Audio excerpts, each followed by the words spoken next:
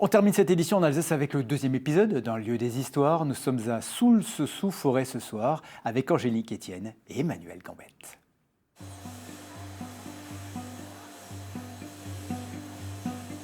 Soultz-sous-Forêt a longtemps hébergé l'une des communautés juives les plus importantes du nord du Bas-Rhin. En 1850, un quart de la population était de confession juive.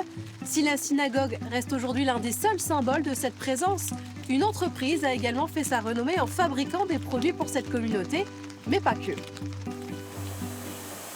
De la farine et de l'eau. Il n'y a besoin de rien de plus pour fabriquer du pain azim, c'est-à-dire du pain sans levain. Une recette simple, mais dont la réalisation est discrètement gardée par cette entreprise depuis presque 120 ans. Parce que ce ne sont que 2 ou 3 ingrédients, tout dépend de ce qu'on y met dedans. On n'a pas d'autres paramètres sur lesquels faire varier la recette. Donc ça exige beaucoup de technologie. Il faut dire qu'Isabelle Heumann s'y connaît. Arrière-petite-fille du fondateur, elle a grandi dans les odeurs de pain chaud. Celui-là est absolument parfait puisque il est bien prédécoupé, il a de jolies couleurs, il est croustillant quand on le casse et puis quand on le mange, il est bon. Mais la production n'a pas toujours été industrielle. Jusqu'à la fin des années 80, Heumann, ce n'était qu'une boulangerie artisanale qui fabriquait du pain azim, mais seulement lors de la Pâque juive.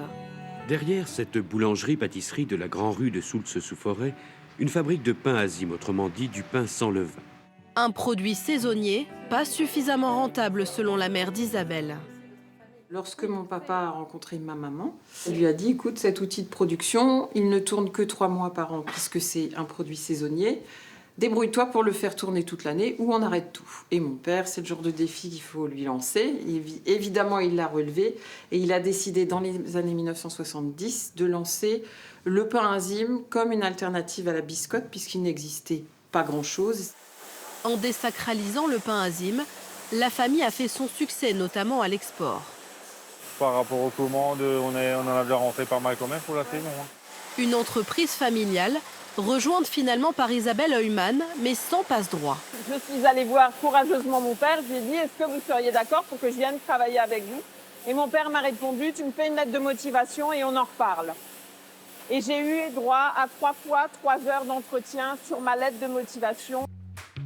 Aujourd'hui, à la tête de l'entreprise, elle ne cesse d'appliquer les conseils de sa mère, la diversification des recettes.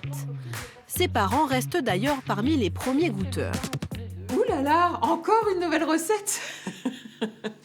Donc je pense que mes parents sont assez surpris de ce vers quoi on est allé. Je suppose qu'ils sont fiers de ce qu'on a fait, de ce qu'on continue à développer.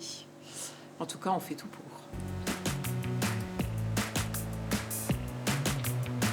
Et demain, nous pousserons les portes d'un meilleur ouvrier de France, un sculpteur sur bois dont les ornements sont envoyés partout dans l'Hexagone.